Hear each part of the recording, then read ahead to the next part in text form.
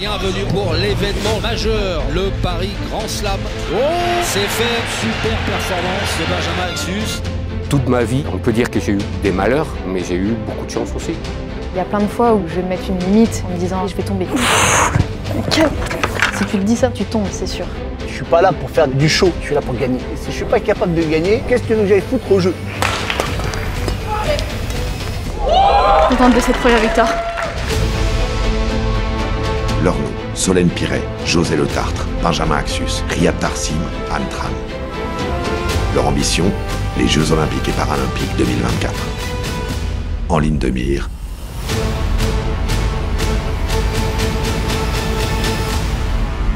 la médaille d'or.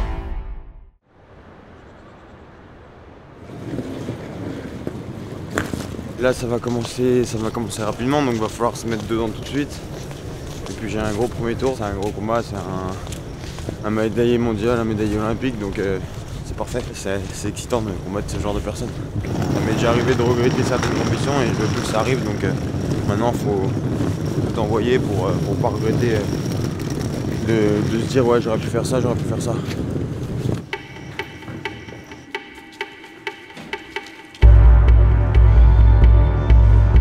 Bienvenue à l'Accor Hotel Arena pour l'événement judo de ce début d'année. C'est un rendez-vous incontournable, rendez-vous majeur au niveau international, le Paris Grand Slam.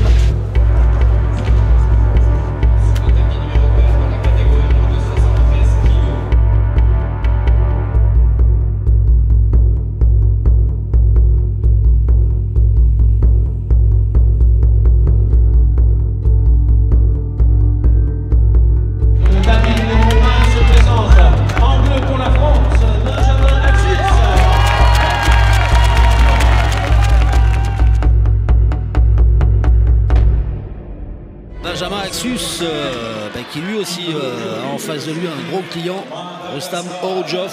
Allez, allez, allez, allez! Encore, force sur cette saisie! Force sur ta saisie!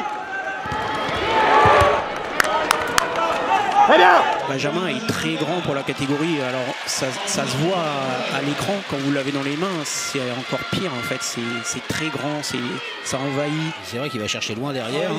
Ben! C'est à toi de le faire reculer! C'est à toi de le faire reculer à la saisie!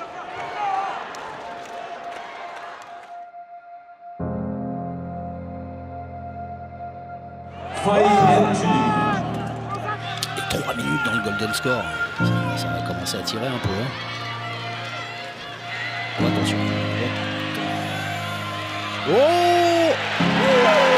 Et c'est fait, Benjamin Axus. Au bout du bout, 3 minutes 18 dans le golden score. Super performance de Benjamin Axus.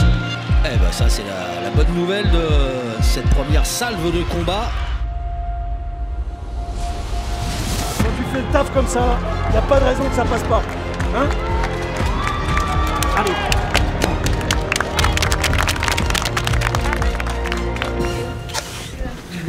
On a pété les lèvres je crois. Bah c'était grosse bagarre. C'est un gaucher, un grand comme moi. Du coup c'est une grosse bagarre sur les mains. Et j'ai senti tout de suite qu'il était un peu plus fatigué que moi, un peu plus touché. Je sais qu'il a du mal sur les premiers combats. Moi aussi mais je voulais pas que ça se sache. Et en même temps, dès que ça repartait, tu repartais à fond quoi. Ouais bah il faut mettre de la. Il faut mettre de. Je sais pas les mots. L'intensité. L'intensité, voilà, merci. Ah, tu vois, tu peux le dire à ma place.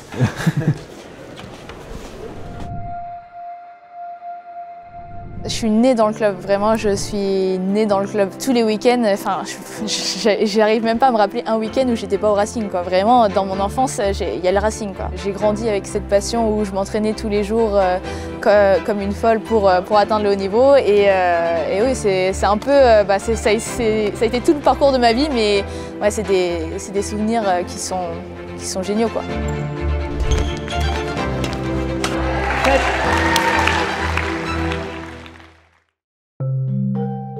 Championne de France en double dame en 2013, 2017 et 2022, je crois. Je crois que c'est les 3 titres que j'ai eus.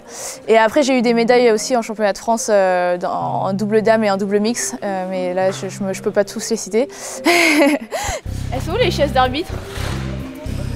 Maman, elles sont où les chaises d'arbitre? Les chaises d'arbitre. Et après, les gros titres marquants en international, c'était notre médaille d'argent en double dame au championnat d'Europe en 2018 avec ma partenaire Émilie Lefel. Et aux Jeux européens en 2019, on a fait une médaille de bronze aussi avec Émilie aux Jeux européens à Minsk. Voilà.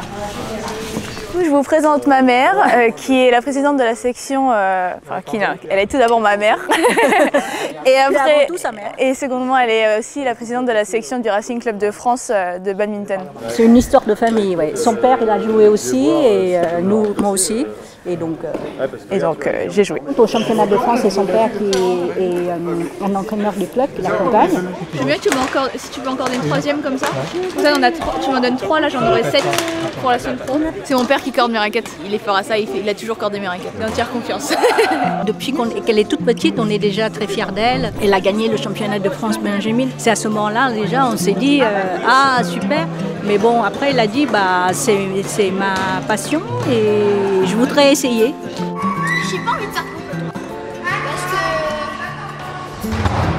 j'étais déjà battue. Quand elle est jeune, on la suit beaucoup dans tous les tournois possibles, à peu près 3 week-ends sur 4. On est à droite, à gauche, du sud jusqu'au nord et du nord, de l'ouest à l'est. On n'arrêtait pas. C'est sûr que c'est des très bons souvenirs. C'est un peu ce qui m'a donné cette passion pour le badminton et l'amour du bad. C'est vraiment toute mon enfance. J'ai parcouru la France avec mes parents. Même quelquefois, ils m'emmenaient à l'étranger, etc. Donc, ils m'ont toujours accompagnée partout dans mes tournois. C'est là où j'ai aussi rencontré la plupart de mes amis. Parce que moi, comme j'ai grandi dans le badminton, beaucoup de mes amis sont dans le badminton. Et c'est là où j'ai tissé des liens de dingue. C'est des souvenirs qui sont géniaux, quoi. En fait, ce qui alimente et pimente un peu ma vie, c'est que ça va vite. Aujourd'hui, j'ai pas mal de soucis à gérer, donc on s'est gueuler. Réveil 7h, 7h30, petit déj. À 8h, je commence à pianoter jusqu'à 8h30. À 9h, je suis mon premier chantier, deuxième et troisième. À midi, c'est vélo, 2h, 2h30. À 19h30, on est encore là. 20h30, 21h, je vais chez moi. Bonjour, au revoir les enfants. Et après, j'allume la télé. Et voilà. Je fais ça 30 fois par jour. Il faut dire que c'est le fauteuil le plus léger au monde. Hein. Il fait 4 kilos. Bah ouais, mais tu sais, les fauteuils, généralement, ils font 10 kilos. Pour le monsieur qui est là, je sais pas qui veut. Mais en fait, moi, tu sais, l'avantage, c'est que s'il y a des nouvelles personnes, bah, ils me voient handicapé, ils savent pas que je suis en fait le patron de l'ATM. Donc je dis bonjour à personne et je trace, tu vois. ATM, c'est le transport par excellence et la société qui répond à toutes les contraintes de levage. C'est plus d'une centaine de camions, il y a 170 salariés, on a 90 machines en grue. Le groupe fait 18 millions d'euros de chiffre d'affaires. C'est beaucoup de travail. Tu connais la différence entre un compétiteur et un athlète? Un athlète, comme moi, je suis là pour gagner. Il n'y a pas de demi-mesure, c'est-à-dire que je ne suis pas là pour faire du show. Et si je ne suis pas capable de gagner, qu'est-ce que tu veux que j'aille foutre au jeu? Et c'est la même chose dans l'entrepreneuriat. En fait, moi, c'est là que j'ai grandi. Ça, c'est ma cité. Ma mère, elle habite dans ce bâtiment encore. Elle ne va pas bouger. Là, ce bâtiment-là, derrière. Et donc ça, c'est mon quartier. Et donc, nous, on embauche beaucoup de jeunes de Valenton. Sur Valenton, Villeneuve-Saint-Jean, il y a beaucoup de quartiers et il y a énormément de chômage aussi. Donc en fait, moi je dis que j'accepte tout le monde, mais il y a des règles. Salut chef, ça va? Tu peux ouvrir? Ouais. Et nous le chauffeur? Ça va ou quoi? Tranquille. Tranquille? Eh? T'as pas réussi à rentrer là? Bah si. Dans mon entreprise, tu peux trouver toute nationalité, tout horizon, tout handicap. La seule chose qui compte, c'est la compétence. Tu peux avoir fait des conneries, c'est pas un problème. Tu as un bracelet électronique, pas de problème. Mais tu viens travailler et tu vas travailler comme moi je te demande de le faire. C'est pas une planque ici. Valenton, j'adore cette ville. Il y a énormément de personnes qui ont du potentiel, du caractère, de l'ambition. Il me faut une rue, moi. Il faut que tu m'attitres sur une rue. Bien sûr, c'est prévu, t'inquiète pas. C'est prévu, mon copain. J'en ai marre qu'on dise que les jeunes, ils sont pas bons, alors que c'est fou. Et ils sont extraordinaires. C'est mes meilleurs soldats. Et d'ailleurs, je fais un appel à tous ceux qui veulent travailler, qui sont de Valenton, Limay, Villeneuve-Saint-Georges, viennent taper à la porte, on les recevra les bras ouverts. Il y a plein de fois où tu vois, où je vais mettre une limite en me disant non mais ça, je vais tomber.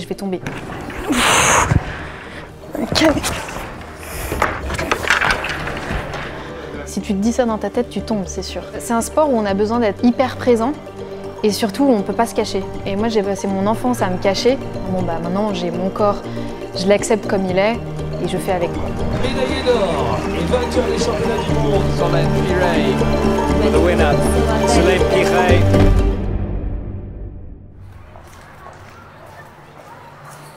Alors là, on est au club Le 8 Assure, mon club où j'ai commencé la compétition et où je suis affiliée. Aujourd'hui, je vais grimper parce que la saison des compétitions commence en mai pour moi.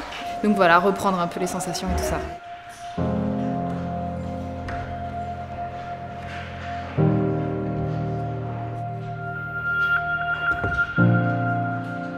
L'escalade m'a choisie, j'aime bien dire ça. Je suis née sans avant-bras droit. On aurait pu penser que j'allais faire du tennis ou un truc comme ça, c'est un peu plus logique, ou de la course à pied. C'est un sport où on a besoin d'être hyper présent et surtout où on ne peut pas se cacher. Et moi j'ai passé mon enfance à me cacher, à cacher mon handicap et à tout faire pour que ça se voit pas. Donc je masquais ça assez bien, je crois. Je supportais pas de me revoir en photo petite. J'avais l'impression de voir que ça, que ce truc qui me manquait. Plus tard à l'école, par exemple pour aller au tableau, c'était ma hantise.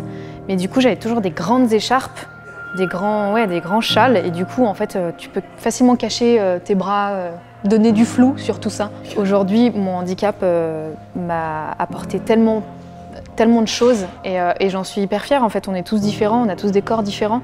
Il n'y a pas de normalité.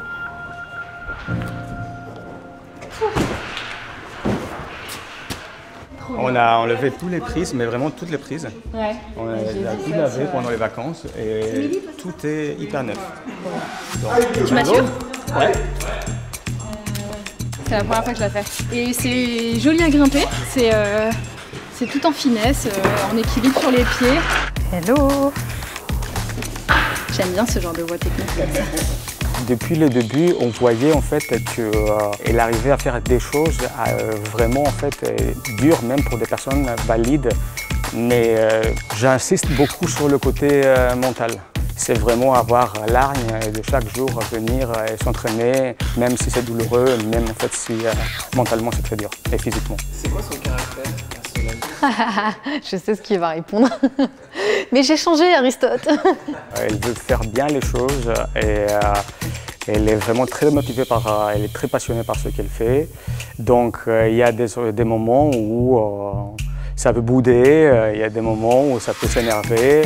Je pense qu'il répondra sûrement que j'étais bougon. Parce que je râlais beaucoup à l'époque, ouais. J'étais agacée de ne pas y arriver. Cette force de caractère, ça lui a permis de vraiment en fait, d'être triple championne du monde.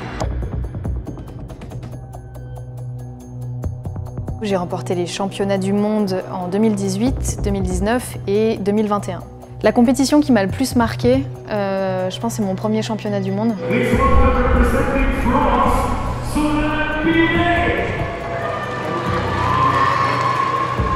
Here comes Solène. C'était une course très serrée avec ma concurrente. Et oui, c'était ma première grosse compétition. Sur le coup, je suis hyper stressée. Alors, je me souviens que j'ai trouvé ça hyper long. J'étais pas du tout dedans. Je faisais n'importe quoi, je grimpais n'importe comment, hyper forçu sur les bras. Mes pieds, ils partaient. Enfin, c'était horrible, je me suis vraiment fatiguée pour rien. Et je me rappelle de cette sensation, le mur était très déversant. Il y avait 14 mètres d'avancée sur 18 mètres de haut. Et j'en voyais pas la fin. Je me suis mis dedans quand j'ai passé le dernier surplomb et que là, j'ai aperçu la prise avec marqué top dessus, le haut de la voie. Et là, je me suis dit, ok, vas-y. That's enough for the win. She wants the top though, she wants it in style. Ah, and she's so close. But she's going to win the gold medal. France will pick up their first gold of Innsbruck 2018. Et c'est qu'une fois en bas où on m'a dit bravo, t'es championne du monde. C'était incroyable.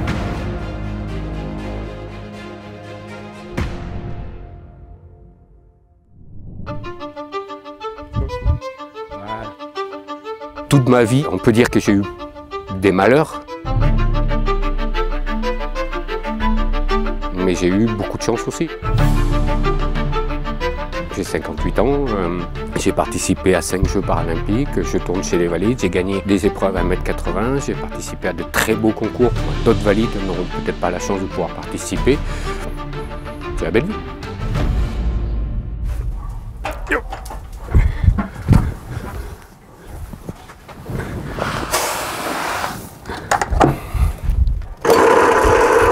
Mon programme du matin, c'est pas très compliqué, je me lève très tôt déjà. J'essaye d'être ici donc à 7h30 dans cette écurie ici. Ça appartient à mon vétérinaire qui est passé à la retraite mais qui à l'époque s'occupait de mes chevaux de compétition. Donc je fais d'abord ici et après je vais dans l'écurie officielle où il y a mes 2 chevaux de compétition.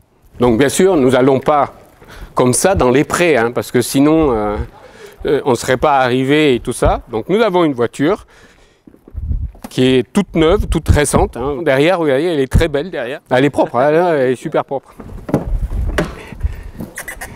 Allez, allez feignasse, fais, vas-y.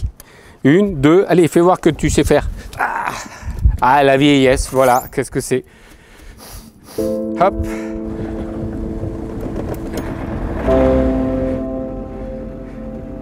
Je suis né dans les bidonvilles de Caracas. Je suis né sans jambes, malheureusement, c'est la vie, c'est comme ça.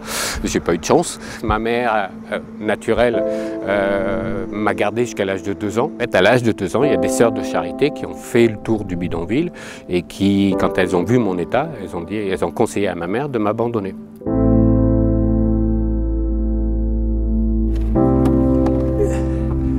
Allez poulain, viens.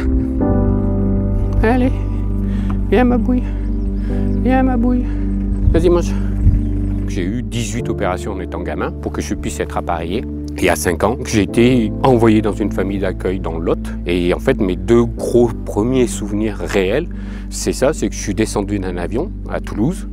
Je suis monté dans une voiture rouge. Et donc ces gens-là, très adorables, qui étaient les Le Tartre, ils avaient 2 enfants naturels et des chevaux. Bon chien, t'es encore sorti, t'as peur, mais tu sors à chaque fois, t'es nul chien. Allez, fais celle qui monte au moins, feignasse. Et donc, le lendemain que je suis descendu de l'avion, mon père il m'a dit, tiens, hop, monte là-dessus et on va voir ce que ça fait. Et quand il a vu le grand sourire et que tout se passait bien, il a dit, lui, il sera cavalier. Et c'est parti comme ça. Aujourd'hui, on joue contre l'Union Saint-Bruno, qui est un club de Bordeaux. Donc c'est les premiers de la poule, donc ça va être une rencontre très serrée. Bon, j'espère qu'on va gagner. Hein. RCF, ouah, RCF, ouah, RCF, ouah, RCF, ouah. Avec Vimala, on est les joueuses de double de l'équipe. Du coup, on va jouer le double dame ensemble et le double mix séparément avec un garçon.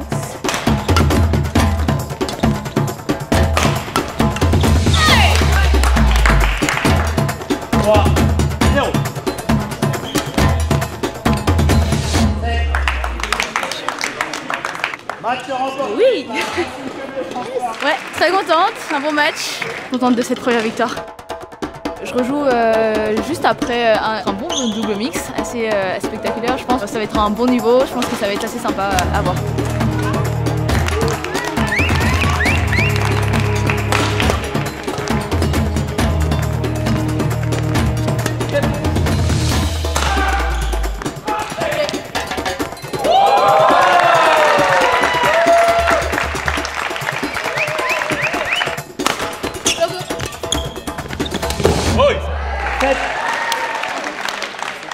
Mission accomplie, là 7-1, donc c'est un très bon résultat, donc on est super content.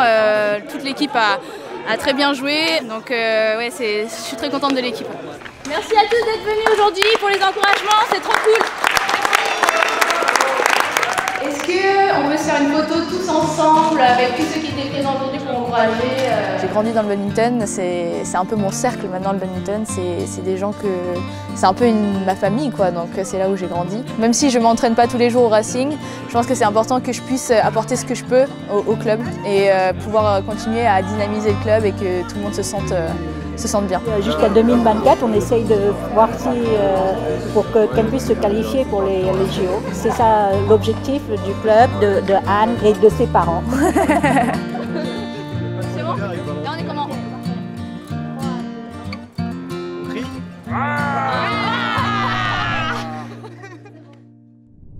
Vous savez que c'est pas là. Allez, filez. Ah, attention à moi, hein. Bande de schtroumpfs. À l'école, je défavorisais les autres élèves parce que j'étais trop fort. Non, c'est pas vrai, j'étais complètement nul. Ils ont dit, hey, toi dégage. J'avais un caractère un peu fort, comme ça, apparemment. Et quand les gamins me piquaient une jambe, je prenais la deuxième, je leur jetais dans la gueule et puis je courais derrière pour récupérer mes jambes. Donc là, nous arrivons en fait à la deuxième écurie. J'aimerais avoir une entrée comme ça. Bonjour les canailles. Salut tout le monde.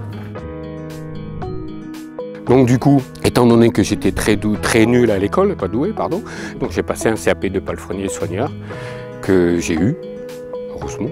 Aujourd'hui on dit groom, ça fait propre. Le palefrenier c'est celui qui fait les box, qui ramasse la merde, qui machine, donc aujourd'hui c'est groom, mais bon c'est le même métier.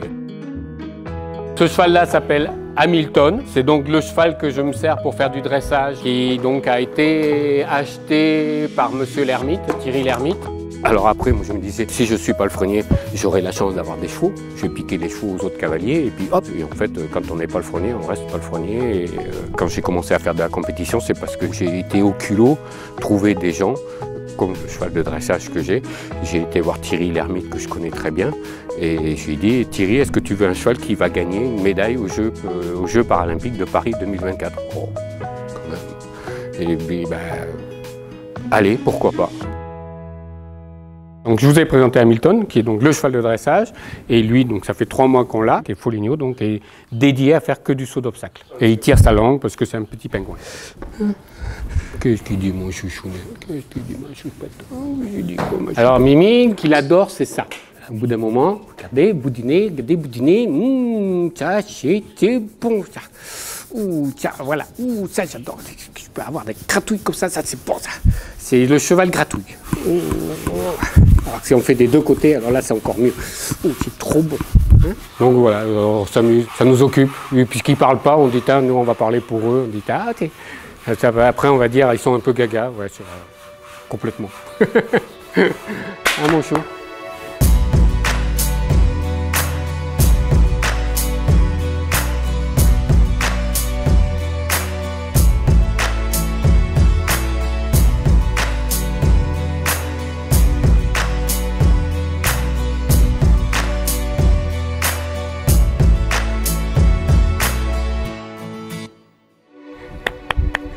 C'est bien mon rodoudou.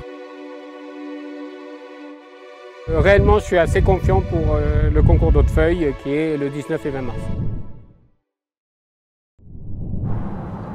En fait, les distances elles sont très éloignées, donc du coup, on passe énormément de temps en voiture. Pendant ce temps-là, donc c'est soit je réponds au téléphone, soit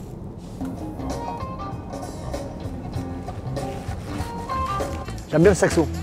J'aime bien la funk, la soul balade. Un ancien. Ah tiens, bonjour. Oui, bonjour. Faut que j'appelle l'autre parce que sinon... Oui, bien. Ouais, Simon, ça va? Bonjour, vous êtes sur la messagerie. On va le rappeler. Je peux répondre dans le téléphone? Allô? Je peux vous rappeler? Dans 5 petites minutes, je suis sur un chantier. Je vous rappelle. Si on arrive à s'entendre 2 jours au lendemain, vous prenez la ligne. Nous, on va s'entendre, ça c'est sûr. J'ai 16 appels, 12 WhatsApp et 24 000 mails. Allô? Hein? Mon frère, c'est un fou. Non, mais c'est lui qui m'appelle et il me demande de le rappeler. Ouais, Rémi, ça va en grand? Ouais, ça va. Et toi? Bah écoute, impeccable. J'ai un peu avancé sur le sujet de la nutrition. Est-ce que toi, tu serais demandeur pour avoir quelque chose sur la nutrition au quotidien? Ouais. Pour manger des feuilles comme les tortues, là? Non, justement. T'as vu le côté de l'entreprise? Eh ben, en fait, tu vois, il n'y a pas une grosse différence entre mon activité professionnelle et mon activité sportive. Les deux sont liés. Je performe dans le sport, je monte dans mon entreprise. Bon chef, dis-moi, on peut pas voir là-bas la zone où tu veux mettre ton MRT pour savoir? Rapidement. Bonjour messieurs, ça va? Je suis champion du monde, vice-champion paralympique, j'ai gagné plusieurs coupes du monde, plusieurs fois champion de France, 4 fois ou 5 fois. On est plus rassuré de travailler avec un athlète qui réussit et on sait que les choses vont être bien faites parce que nous on est un peu perfectionnistes, on va chercher toujours le meilleur de soi-même pour gagner. Ça, c'est des journalistes qui travaillent pour la mairie de Paris parce que, tu sais, comme j'ai fait une médaille aux Jeux de Tokyo, alors ils ne comprennent pas comment je travaille et je suis en fauteuil. Alors, c'est des curieux. Médaille olympique. Voilà. Et, champion du monde et tout ça, et qui aime son métier avant tout. Hein. Mais je vous le dis tout de suite, hein, j'ai 3 coupes du monde, un championnat du monde, qui va rester ici, chez moi. Donc, préparez-vous. 90% c'est le mental. Les 10% qui restent, c'est l'entraînement, la préparation. Mais tout est dans la tête. T'as mal, t'as pas mal. T'avances, va plus vite. Dans tous les cas, faut que tu gagnes. Et tout ça, c'est avec le cerveau. Soit t'es fort mentalement, soit t'es faible. Choisis ton camp. Moi, je suis fort. Paris 2024, là, par contre, c'est 2 médailles d'or. Et je l'annonce, hein, c'est réaliste. Hein. C'est pas de l'optimisme. C'est chez nous. Faut que je fasse honneur. Voilà, je vais tout arracher.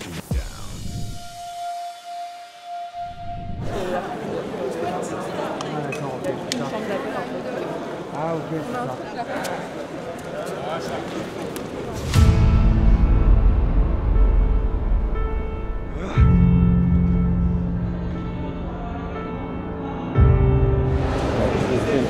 Pas bon? Ah oui, ça attendez, il faut que ça coupe Here. complètement le poignet. Là, ça coupe. Non, ça coupe pas complètement. Il doit changer son kimono parce qu'il manque 1,5 cm sur le poignet. C'est ridicule. C'est la règle. Je comprends, c'est lui qui me vérifie hier, il me dit c'est bon et là il me dit c'est pas bon. On n'a pas tous les mêmes os. Et du coup on n'a pas le droit de coach, c'est ça? Ouais, pas de coach. C'est là où ils sont ridicules, des plus petits que l'autre. Il y a juste un truc de manche en plus. Mais faut que tu apprennes à le faire. Ouais, mais j'arrive pas à le faire. Bien concentré dans ce moment. C'est ce qu'il a à faire.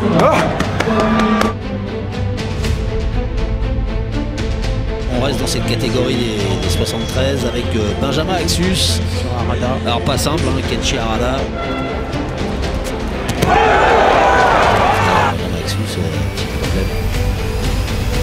C'est reparti pour Benjamin sur Harada. Bah, les voilà à égalité les deux. Allez, c'est parti pour le golden score. Oui. Oh, c'est pas mal ce contre là. Il met Benjamin entre Ourujov et Harada les deux premiers tours, c'était un sacré tableau. Là c'est pas fini avec Benjamin Axus. C'est une place en demi-finale qui se joue entre ces deux garçons. Mets la pression sur le haut!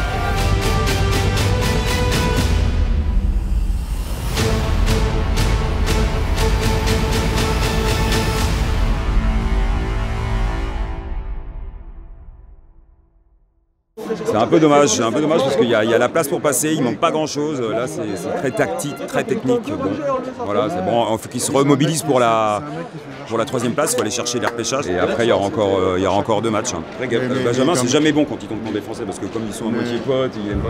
Ouais, puis il se met dans la tête que c'est un peu, il est gentil. Ouais, c'est ça. Mais c'est ça, il faut que tu travailles avec lui, hein, ce côté gentil là. Faut arrêter les conneries.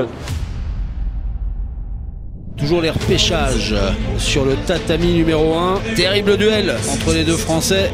Ouh, la qualification de Benjamin Axus. On va faire une cryo au service kiné de l'INSEP. D'un coup, on arrive de température ambiante à -110. Quel enfer. L'idée, ce serait de faire une belle démonstration lors des Jeux paralympiques. J'aimerais bien en faire partie. Je veux y être.